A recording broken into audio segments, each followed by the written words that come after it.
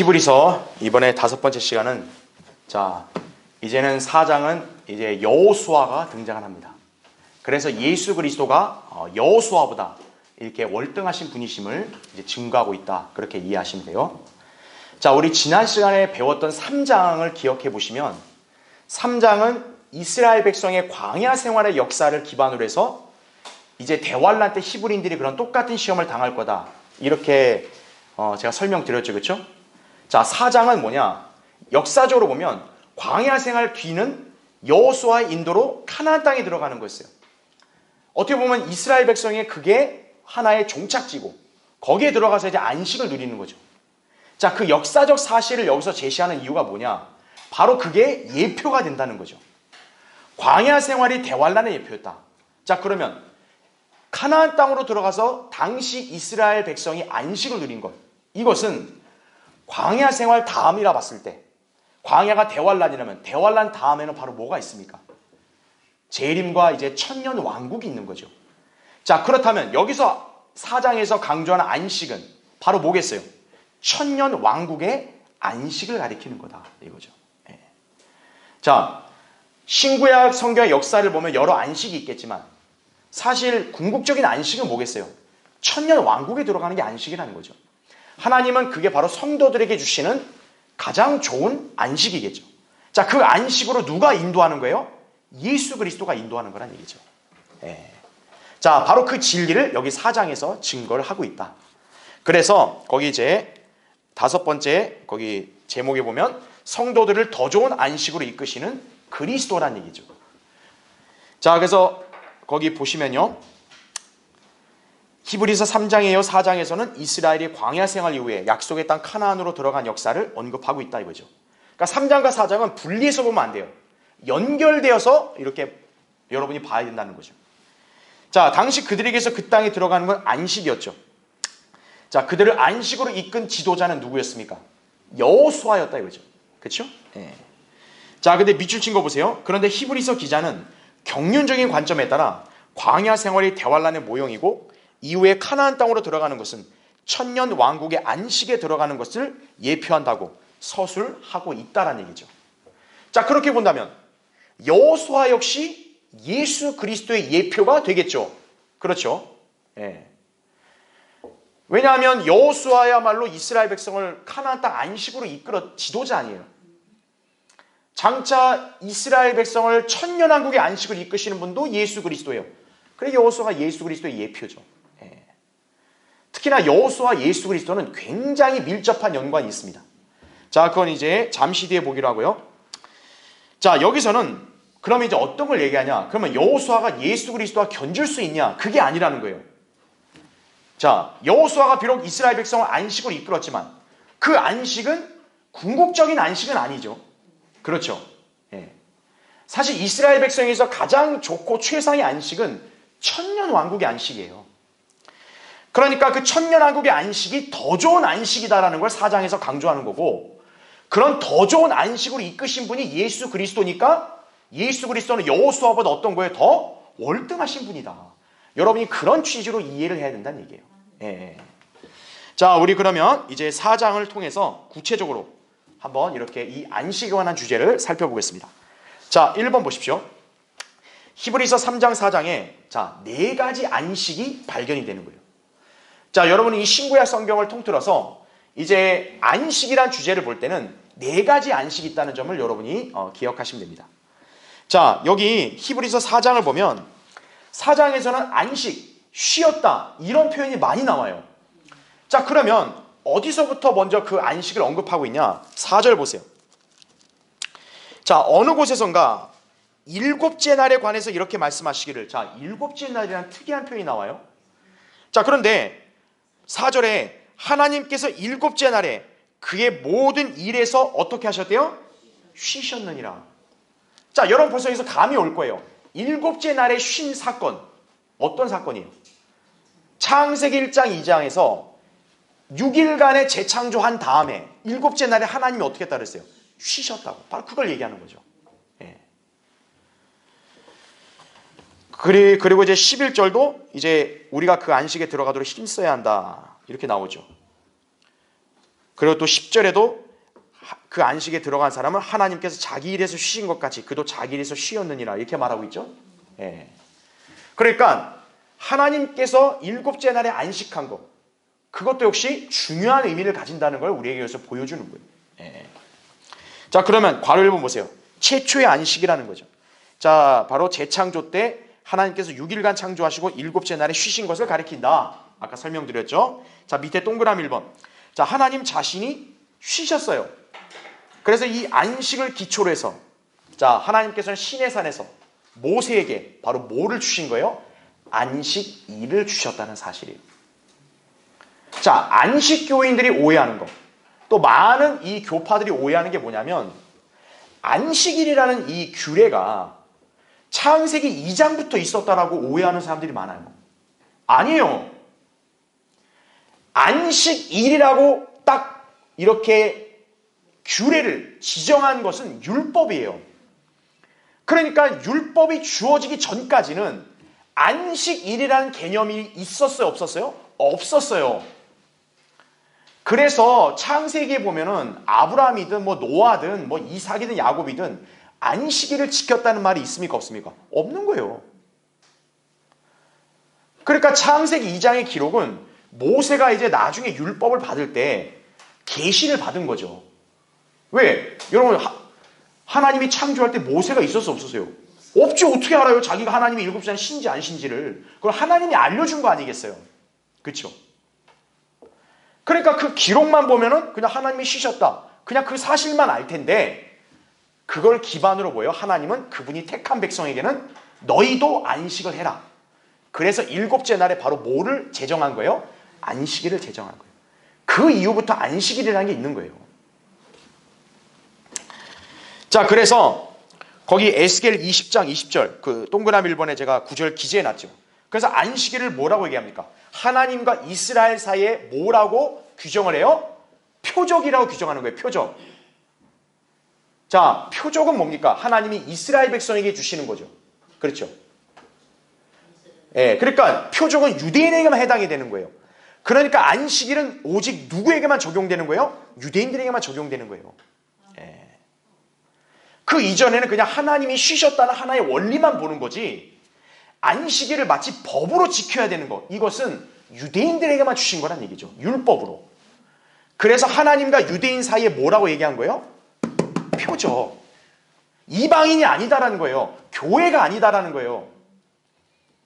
그러니까 안식교인들은 저리 가라 이렇게 얘기하면 되는 거예요. 예. 자, 동그라미 2번 보세요. 자, 그러면 이 최초의 안식을 히브리서 4장에서 왜 언급을 했냐? 바로 장차 이루어질 뭐의 예표가 되니까요? 천년 왕국의 예표가 되니까 그런 거예요. 예. 그러니까 여러분이 여기 히브리서 4장에서 왜 하나님이 일곱째 날 쉰 걸 얘기했냐? 그게 천년 왕국 안식의 모형이었구나, 예표였구나, 그렇게 이해하시면 되는 거예요. 자, 그러면 어떤 측면에서 예표가 될까요? 이거는 제가 교환에다 설명해 놨지만 여러분 다 이미 배워서 아실 거예요. 자, 하나님의 창조사역 일곱째 날 7일, 이거는 7,000년을 대변한다고 제가 말씀드렸죠. 그렇죠? 왜냐, 하나님은 하루가 1,000년이라 그랬으니까.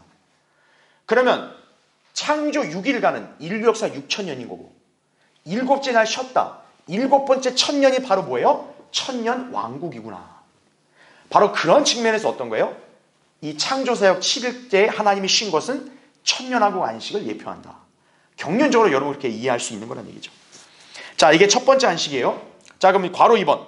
두 번째 안식은 뭐냐? 팔레스타인의 안식입니다. 제가 밑줄을 쳐놨죠. 이것을 광야에서 40년 동안 방황하였던 이스라엘 민족이 여호수아의 인도로 카나안 땅에 들어간 안식이다라는 얘기죠. 자, 상식적으로 한번 생각해 보세요. 여러분, 광야 생활이 쉽나요? 여러분 그냥 성경의 기록만 보니까 뭐 이스라엘 백성이 광야 생활 때 뭐 이렇게 투정 부리고 떼쓰고 불평하고 왜 이래? 여러분은 말을 쉽게 할 수 있겠지만 사실요, 인간이 광야, 진짜 황량한 사막에서 생활하는 거, 그거 여러분 보통 힘든 거 아니죠. 물이라는 게 있겠어요? 지금 우리처럼 이렇게 편안하게 무슨 음식을 해 먹을 수 있는 그런 환경이에요? 아니라고요. 뭐 보금자리, 집이 제대로 있는 거예요? 그들은 말 그대로 천막 치고 산 거예요. 여러분 그렇게 40년 동안 살 수 있겠어요? 근데 우리는 참 말은 쉽게 해요. 그냥 이스라엘 백성은 왜 이렇게 그냥 불평이 많고 이렇게 믿음도 없고.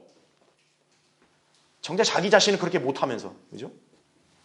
우리는 그 이스라엘 백성을 탓하고 비난하는 게 아니라 그걸로 교훈을 삼아야 돼요. 믿음이라는 게 이렇게 중요하구나. 그렇죠? 네. 자, 어쨌든 좀 약간 격결로 빠졌지만 어쨌든 40년간의 이스라엘 민족이 광야 생활한 것. 자, 히브리서에는 그걸 시험이라고 표현했습니다. 자, 시험을 겪으면 일단 힘들죠. 근데 그 시험을 잘 통과했으면 이제 힘든 일이 끝났으니까 이제 남은 건 뭐겠어요? 안식이 되는 거죠. 그러니까 그들이 광야를 통과해서 이제 카나안 땅으로 들어가는 것은 바로 안식에 해당이 된다. 이렇게 볼 수 있는 거란 얘기죠. 예. 자, 그래서 거기 동그라미 1번 보세요. 당시 대다수 백성들이 믿음에서 떨어져 나가 안식의 땅에 들어가지를 못했죠. 이 안식은 이스라엘이 카데스 바네아에 있을 때 제시가 되었습니다. 그렇죠? 그들이 12명 정탐꾼을 보냈잖아요.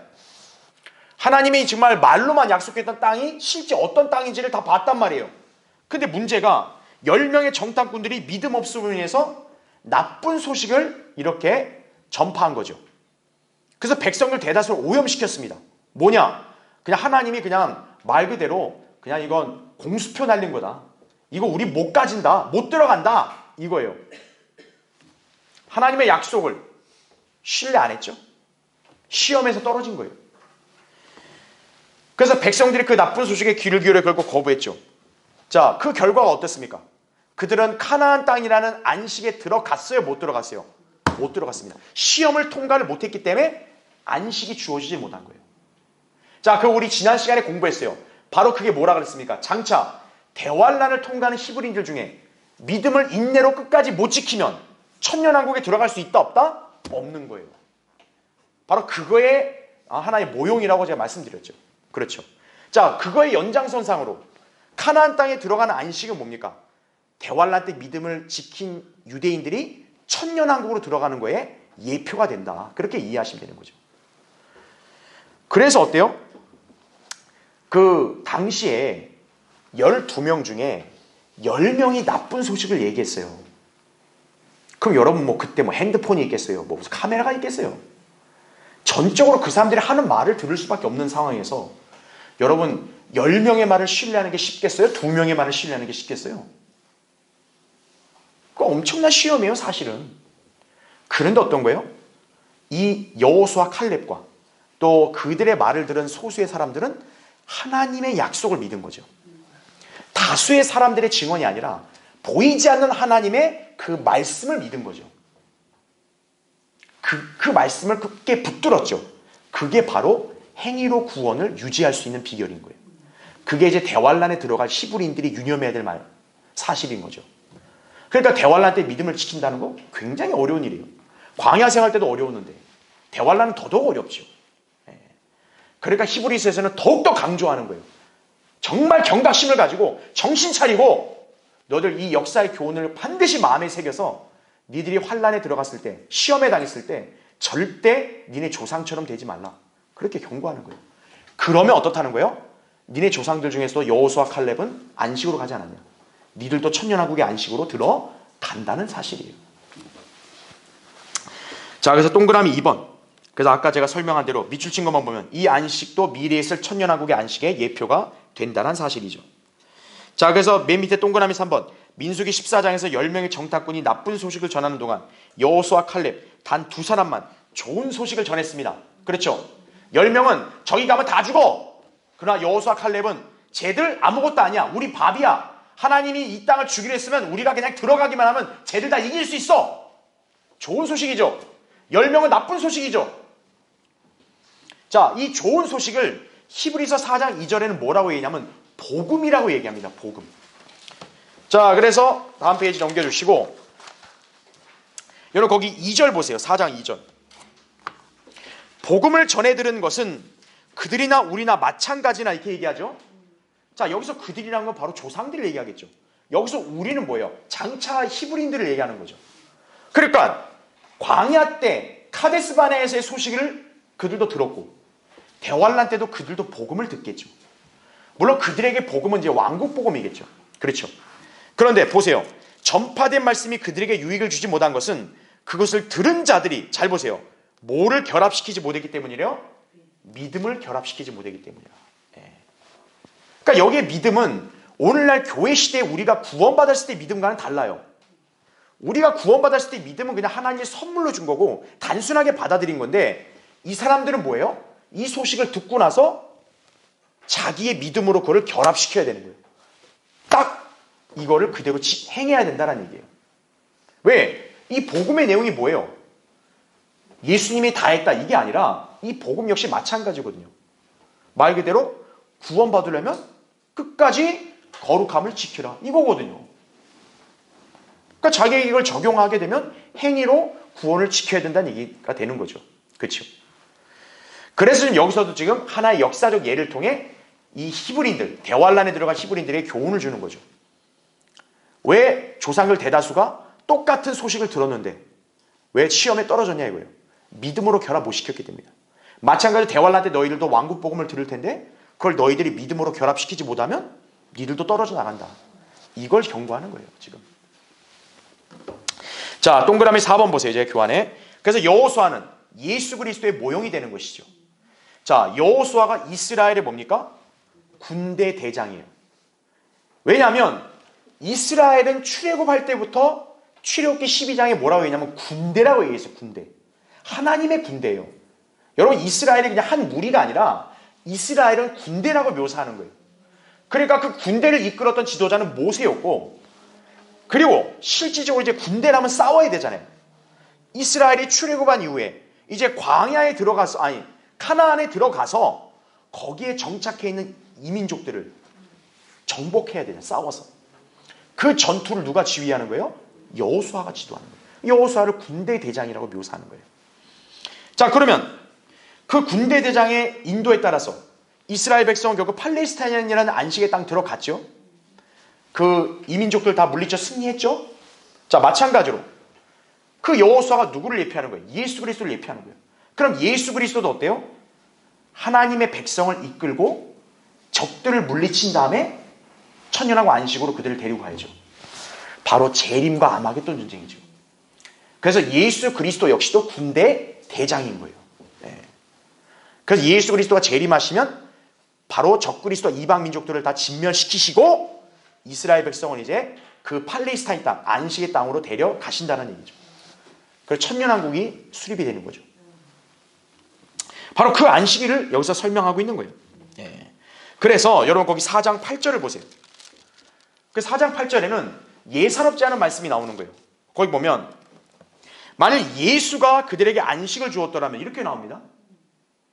갑자기 여기서 예수라는 이름이 나와요. 근데 보세요. 하나님께서 그 후에 다른 날을 말씀하지 아니하셨으리라 이렇게 나오죠. 자, 여기 잠깐 한번 보죠. 여기 히브리 4장 8절에는 우리 킹제임스 성경은 이거를 예수라고 이렇게 이름을 썼습니다. 그런데 그 문맥을 보면은 이거는 지금 예수님을 어떻게 보면 얘기하는 건 아니에요. 왜냐? 지금은 그 팔레스타인으로 히브리인들을 이끄는 거, 그 역사를 얘기하잖아요. 그건 역사적으로 누구예요? 여호수아입니다. 그래서 이 변개된 성경에는 우리는 예수라고 하는데 이 성경은 여호수아로 돼 있어요. 왜? 예수님이 이 당시 역사에 없는데 여호수아가 맞지? 이렇게 되는 거예요. 그리고 또 실제 구절을 보면 예수가 그들에게 안식을 줬으면 다른 날을 말씀 안 했다. 그러니까 거기에 나오는 예수는 안식을 못 줬다. 이런 맥락이란 말이에요. 그러니까 그건 여호수아가 맞아요. 역사적으로 보면은. 그런데 왜 우리 성경에는 그걸 예수라고 표현했냐 이거예요. 성령님이 실수했는가? 아니에요. 이거는 예언적으로도 그 다음에 언어적으로도 의미가 있으니까 그러는 거예요. 자, 첫 번째 보죠. 자, 언어적으로는 어떤 의미가 있냐? 학자들이 오해하는 것은 여호수아하고 예수는요 이렇게 이름이 완전 다른 게 아닙니다. 사실은 뭡니까? 여호수아 예수는 둘 다 이름 뜻이 뭐예요? 똑같아요. 여호수아는 히브리어입니다. 히브리어인 여호수아가 헬라어로 번역한 뭐예요? 예수스가 되는 거예요. 그러니까 여호수아 예수는 따로따로 이름이 아니라 사실 뭐예요? 같은 이름입니다. 그래서 이 예수란 이름도 천사가 이제 요셉한테도 얘기할 때도 예수라 하라, 그 마리아에 태어난 아기를 그가 자기 백성을 구원할 거라 그랬잖아요. 여호수아가 뭡니까? 백성을 구원한다는 뜻이에요. 그러니까 사실 두 개의 이름은 단어적으로 같은 거예요. 그러니까 우리 성경에 예수가 왜 언어적으로도 잘못이 없냐면 구약은 원어가 히브리어죠. 신약은 원어가 뭐예요? 헬라어라고요. 그러니까 여호수아란 이름이 헬라어로 번역되면 뭐예요? 예수가 되는 거예요. 그러니까 언어적으로도 아무 문제가 없어요. 자, 두 번째, 예언적으로 보자고요. 왜 여호수아에게 지금 분명히 해당되는 그 내용에다가 왜 하필 굳이 예수란 이름을 그럼 넣어서 왜 예수님을 자꾸 이렇게 연상하게 하느냐? 간단합니다. 여호수아가 바로 누구의 예표니까? 예수 그리스도의 예표니까. 바로 여기서 왜 예수란 이름을 굳이 넣냐면 지금 성령님은 옛날 가나안 땅의 역사를 얘기하려고 지금 이걸 말씀하는 게 아니라는 얘기예요. 그냥 단순히 역사적 얘기하려고 이야기 들려주려고 하는 게 아니라는 거예요. 그 이야기라는 궁극적인 목적이 뭡니까? 바로 여호수아가 그렇게 했던 일이 대환란 재림 때 다시 있을 거라는 걸 강조하기 위함이에요. 그래서 그 문맥 전체에서 예언적으로 뭡니까? 바로 더 좋은 안식, 천년 왕국의 안식을 암시하려고 하는 거예요. 바로 이 천년 왕국의 안식이라는 것이 뜬금없이 일어나는 게 아니라 바로 그 안식은 그 옛날 너희 이스라엘 백성이 가나안 땅으로 들어간 거의 실체라는 거예요. 그거를 연결을 지으라는 거예요. 그러니까 성령님이 여호수아에게 역사적으로 해당되는 그 구절에다가 예수란 이름을 그래서 의도를 넣으신 거예요. 바로 예언적으로 연결이 되어 있기 때문에. 그러니까 이걸 모르니까 어떤 거예요? 아, 이거 예수가 들어가면 안 돼. 여호수아로 바꿔야 돼. 이런 짓 하는 거예요. 언어적으로도 사실 여호수아가 예수라는 이름 바뀌어도 문제가 없는 거예요. 왜? 어차피 똑같은 이름이니까. 그걸 여러분이 잘 이해하셔야 된다는 얘기죠. 그렇죠? 네. 괄호 3번. 자, 그 다음에 이제 우리 궁극적인 실체. 천년왕국 안식이죠. 그렇죠? 바로 이 천년왕국 안식이 처음에 얘기했던 하나님이 일곱째 날에 신 거. 그 다음에 이스라엘 백성의 가나안 땅으로 들어간 거. 바로 그 둘의 원형이다. 예. 그러니까 그 두 개의 사건은 뭡니까? 궁극적으로 천년 왕국을 가리킨다는 얘기죠. 예. 그렇게 여러분 이해하시면 돼요. 그래서 그 밑에 보면 그러므로 하나님의 백성에게 한 안식이 남아있도다 이렇게 얘기하죠. 그러니까 하나님은 누구에게 안식 주는 거예요? 구원받지 않은 마귀 자식들에게 안식 줘요? 아니죠. 하나님이 안식은 꼭 그분의 백성에게만 예비하는 거예요. 그러니까 여기 나온 대로 하나님 백성에게 한 안식이 남아있다고 얘기하죠. 왜 남아있다 그래요? 이미 그들이 지키는 안식일이라든지 또 그들이 가나안 땅 들어간 건 과거의 사실 아니에요. 이미 지나갔잖아요. 그럼 이제 안식이 현재는 없냐? 그게 아니라 미래의 안식이 하나 더 남아있다고 지금 성령님이 얘기하시는 거예요. 그럼 이제 안식 남아있는 거 뭐밖에 없어요? 천년왕국 안식밖에 없다는 거죠. 그래서 자 하나님께서도 쉬신 것 같이 그도 자기에서 쉬었다. 그러면서 다만 이 천년왕국 안식에는 조건이 붙는 거죠. 여러분 거기 11절 보세요. 4장 11절. 그러므로 우리가 그 안식에 들어가도록 어떻게 해야 된대요? 힘써야 하리니. 자, 이 표현입니다. 또 이게 많은 교계에 있는 사람들을 혼란을 이렇게 어떻게 보면 야기시키고 그들을 넘어뜨리게 하는 구절인 거죠. 안식에 들어가면 힘써야 된다. 이거 봐, 열심히 하라는 뜻이잖아. 이거 봐, 행위로 구원을 지켜야 안식을 얻는다잖아. 또 이렇게 착각을 하는 거예요. 아까 얘기했죠. 여기 우리는 이 히브리서를 쓴 기자뿐만 아니라 히브리인들을 포함하는 거라 그랬죠. 그러니까 여기 우리는 유대인들을 가리키는 거지 교회가 아닌 거예요. 그러니까 천년왕국 안식을 들어가려면 힘써야 된다 이거죠. 히브리인들 힘써야죠. 마치 누구처럼? 광야 때 이스라엘처럼. 네. 그래서 아무도 똑같은 믿음 없음의 본에 빠지지 않게 하려 함이라 이렇게 말씀하는 거예요. 자, 천년왕국 안식. 자, 우리도 굉장히 큰 기대가 되고 또 열망하잖아요. 그렇죠? 자, 동그라미 1번 보세요. 재창조 이후에 아담의 타락으로 인해 6,000년 동안 고통받아온 땅이 7,000년째 죄의 저주로부터 풀려나 안식하게 된다는 얘기죠. 지금 이 세상과 피조물들의 문제는 뭐냐? 아담의 타락으로 인해서 바로 죄의 저주 아래 우리 다 갇혀 있는 거예요. 그러니까 다 고통을 겪고 있는 거죠. 근데 그 고통에서 이제 어떻게 되는 거예요? 완전히 해방이 되는 거예요. 예. 자, 이에 대해서 이사야 11장에서는 사자들이 소처럼 짚을 먹고 어린아이가 독사굴에 손을 집어넣는다는 그런 묘사로 설명을 하고 있다는 얘기죠. 예. 그러니까 여러분 나중에 이사야 11장 보면은 막 이렇게 맹수들하고 막 이렇게 막 뒹굴고 이렇게 논다 이거죠. 그렇죠? 여러분 지금 시대 그 상상이 되겠습니까? 안 되죠. 예. 바로 천년왕국 때 있을 자연환경을 묘사하고 있다는 거죠. 자, 동그라미 2번. 그때는 모든 것이 평화롭게 될 것이다 이거죠. 자, 유해는 사라지는 거죠. 그리고 민족들의 열망인 평화가 바야흐로 임하게 될 것이라는 거죠. 예. 지금 정치인들이 떠들어대는 그런 평화 아니에요. 예. 정말로 사람들이 그토록 염원한 진정한 평화는 이때 오는 거예요. 자, 사람들은 이제 전쟁을 그치게 됩니다. 지금 전쟁 계속 일어나잖아요. 그죠? 그때는 이제 전쟁이 그쳐요. 온 세상을 미혹하는 마귀가 1000년 동안 갇혀있을 거다 이거죠. 마귀가 지상에 없어요.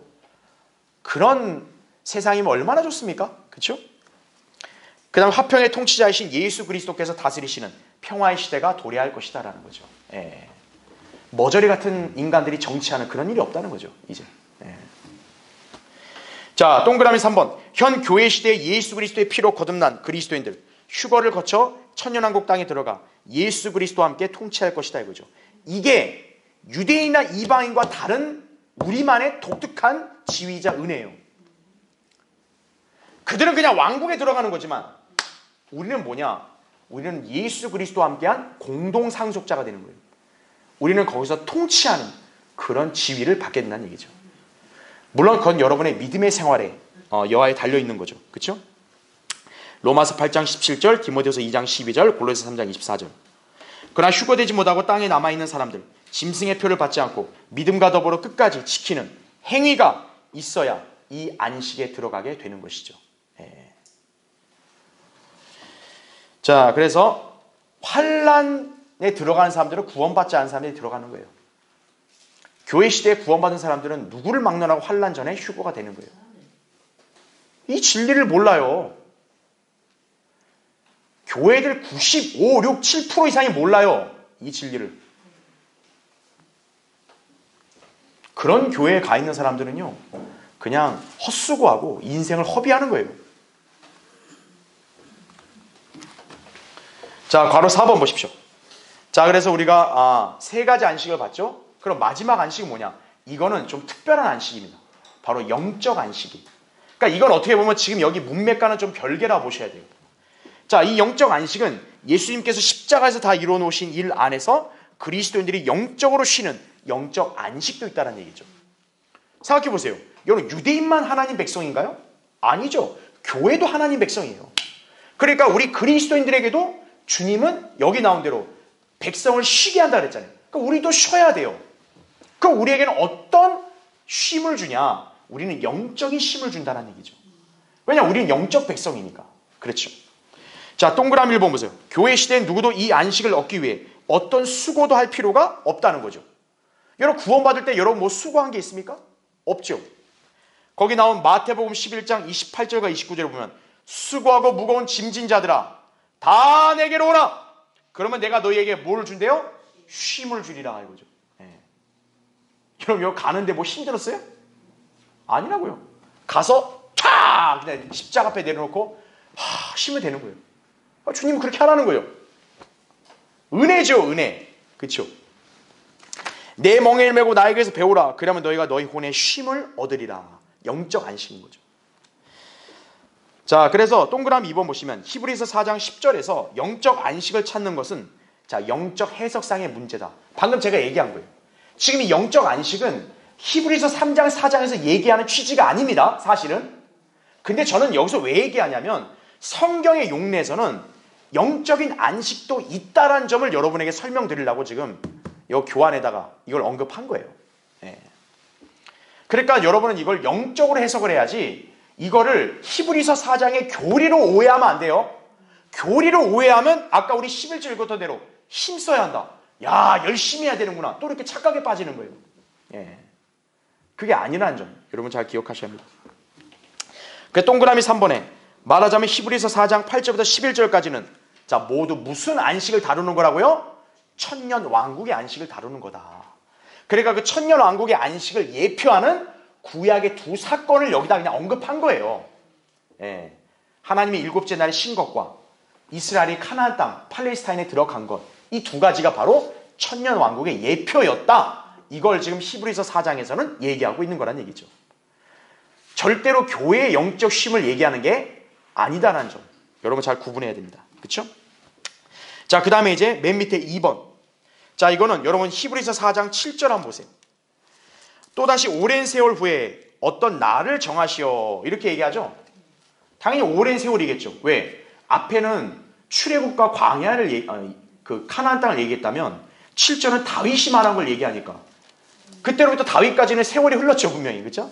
그러니까 오랜 세월 후에 어떤 날을 정하시어 다윗 안에서 자, 뭐라고 말씀했대요? 오늘이라 말씀하셨으니 오늘 너희가 그 음성을 듣거든 너희 마음을 완악하게 하지 말라고 함과 같으니라.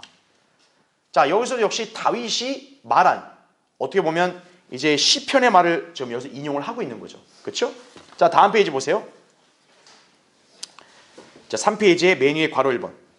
자, 다윗은 여러분이 항상 알아야 될 게 뭐냐? 그냥 단순한 시인이나 왕이 아니라 다윗도 선지자입니다. 그러니까 선지자는 뭘 할 수 있는 거예요? 예언을 할 수 있는 거예요. 그래서 시편에 있는 말씀들이 단순한 그냥 시가 아니라 사실은 예언인 거예요, 그게. 예. 자, 다윗도 역시 예언을 한 거예요. 그 예언을 할 때 뭡니까? 미래의 어떤 날을 뭐라고 얘기했어요? 오늘이라고 지금 표현하고 있는 거예요. 예. 자, 그래서 밑줄을 쳐놨죠. 오늘은 대환란과 재림을 주로 예언하는 시편에서 다루는 날이기 때문에 다윗의 시대가 아닌 미래의 어떤 날을 가리킨다고 이해를 해야 되는 거예요. 예. 자, 괄호 2번. 오늘은 과거 출애굽 40년의 기간과 맞먹는 미래의 특별한 기간이다 이거죠. 바로 이 기간은 뭐겠어요? 천국 복음이 전파되는 미래의 마지막 날들, 대환란 기간을 가리킨다는 얘기죠. 제가 아까 설명한 거에 바로 이거예요. 예. 그러니까 지금 이 히브리서는 뭡니까? 주된 대상이 대환란에 들어갈 히브리인들을 겨냥하는 거예요. 예. 그러니까 히브리인들에게 딱 대환란이 됐을 때 그날을 바로 오늘로 가리키는 거예요. 바로 너희들 이제 하나님 말씀 듣지? 그때 완악하게 되지 마라. 그럼 큰일 난다? 바로 이걸 얘기하는 거예요. 자, 그래서 동그라미 1번은 제가 방금 설명했으니까, 그쵸? 광야 생활할 때 그들이 불평하고 반역하고 그리고 시험에 통과 못해서 그들은 가나안 땅 못 들어가고 죽었잖아요, 광야에서 다들. 그쵸? 예. 자, 동그라미 2번 보세요. 그러면 대환란 때는 어떨까요? 왕국 복음이 전파될 겁니다. 근데 예수님은 왕국 복음이 전파될 시기에 그들에게 어떤 일이 일어날지를 이미 예고하셨어요. 무슨 예고했냐? 마태복음 10장 34, 36절에 보면 사람의 원수는 가족 중에 있을 거라 그랬어요. 그렇죠? 예수님이 내가 너에게 화평을 주기 위해 칼을 주러 왔다 그랬죠. 그래서 가정이 나뉜다. 그게 사실 교리적으로 뭡니까? 왕국 복음이 전파되는 그 마지막 때 유대인들에게 닥칠 상황인 거예요. 교리적으로 여러분 그걸 구분해요. 우리가 영적으로 해석을 하는데 사실 교리적으로 뭡니까? 대환란 때 왕국 복음이 전파될 때 그 시기를 가리키는 거예요. 바로 유대인들 중에서는 왕국 복음 믿어가지고 전파할 거 아니겠어요? 그런데 어떤 거예요? 가족들이 오히려 원수가 되는 거예요. 오히려 가족들이 적그리스도의 편에 서는 거죠. 그래서 예수님이 미리 예고한 거죠. 사람의 원수는 어디에 있다? 가족 중에 있다 이거예요. 그러니까 유대인들은 그때 당시 이제 방심할 거라고, 대환란 때도. 왜? 다른 사람 안 그래도 내 가족만큼은 믿겠지. 근데 오히려 어떤 거예요? 가족이 스파이 짓을 하는 거예요. 가족이 가서 적그리스도한테 꼰지르는 거죠. 아, 얘 이거 막 그 예수 이름 전하고 막 이거 막 복음이란 거 전한다고. 그럼 이제 순교 당하는 거죠. 거기서. 그렇죠? 그래서 예수님 말한 게 뭐예요? 십자가를 지지 않고 나를 따라야 되는 자는 합당치 않다고. 그렇게 얘기한 거예요. 그러니까 여러분은 교리적으로 굉장히 이게 심한 말씀이기 때문에 잘 아셔야 돼요. 그래서 왜 예수님이 사람의 원수가 가족 중에 있다, 아들과 아버지가 나뉘고 뭐 며느리가 뭐 시어머니 나뉘고 왜 그 얘기했냐면 대환란 때 실제로 그런 일이 펼쳐지기 때문에 그런 거예요. 생각해 보세요. 가족이 원수가 되는 게 얼마나 힘든 일이에요. 대환란 때 믿음 지킨다는 거는 거의 사실상 어떻게 보면 진짜 불가능한 일이에요. 자, 그러니까 어때요? 그들에게는 엄청난 시험인 거죠, 그게. 그러니까 그 시험을 이기려면 어떻게 되겠어요? 예수님 말한 대로 아버지와 어머니를 예수님보다 더 사랑하면 합당치 않다는 거예요. 그래서 자식을 예수님보다 더 사랑하면 당연히 그 예수님을 따르겠어요? 못 따르죠. 그냥 적그리스도한테 굴복하는 거죠. 그래서 뭡니까? 예수 그리스도의 반대편에 선 사람들, 적그리스도에게 타협하고 굴복한 사람들, 천년왕국 못 들어가죠. 바로 그 점을 여기서 경고한 거예요. 완악하게 되지 마라 이거예요. 아니 대다수 사람들이 다 적그리스도 편에 서는데요. 따라가지 말라는 거죠. 그래서 예수님도 마태복음 7장에 뭘 얘기한 거예요?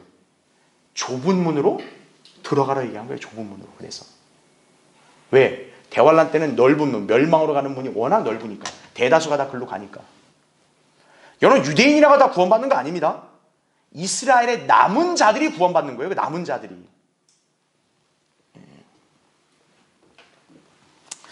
자, 그래서 바로 그 점을 구약에서도 예언을 통해서 그렇게 가르쳤다는 얘기죠. 그렇죠?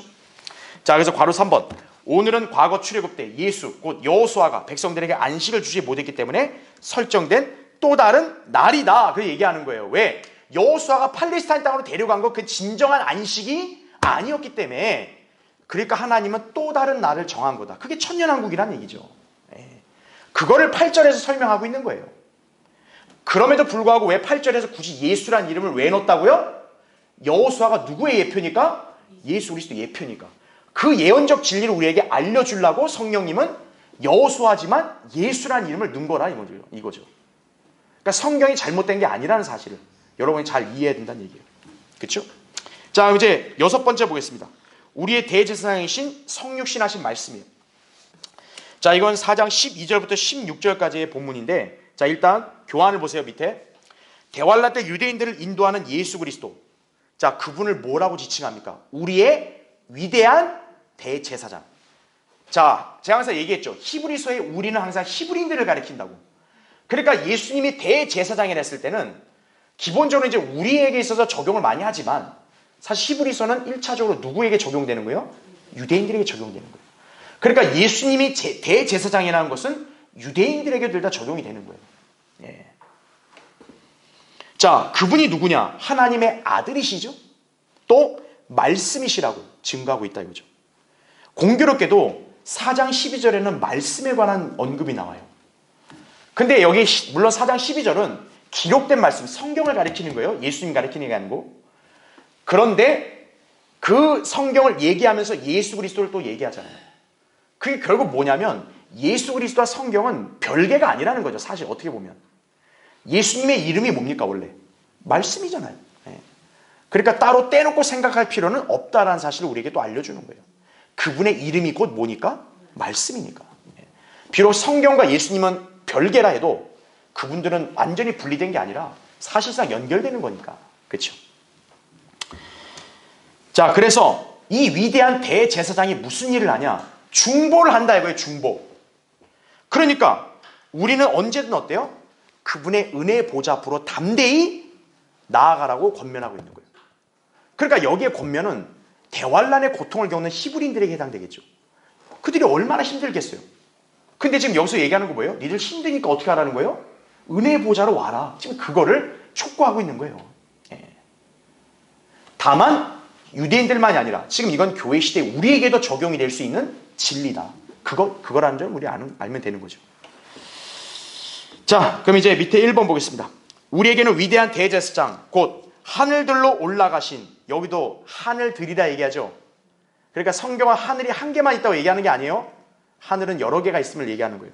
하늘들로 올라가신, 자, 누가 계신다? 하나님의 아들 예수가 계신다 나오죠. 자, 괄호 1번 보세요. 밑에 대제사장이신 예수 그리스도께서는 태초부터 계신 말씀이었죠. 그렇죠? 자, 그분이 사람으로 나타나셨습니다. 그런데 문제가 사람들이 그를 알아봐요, 못 알아봐요? 못 알아봤다는 거죠. 그게 요한복음 1장 10절에 나오죠. 심지어는 누구도 몰라보냐? 그분의 백성도 몰라봤다고 그래요. 아니, 다른 이방인이 몰라보면 그렇다 쳐도 최소한 하나님 백성을 알아봐야 될 거 아니에요. 근데 하나님 백성조차도 못 알아봐요. 그냥 거부해버려요. 자, 그러니까 어떻게 돼요? 이제는 바뀌었죠. 누구든지 그를 영접한 사람들을 하나님의 아들들이 되게 하겠다. 그렇게 경륜이 전환된 거죠. 요한복음 1장 12절에. 그래서 괄호 2번. 바로 이분께서 지금 우리의 대제사장으로 계신다 이거죠.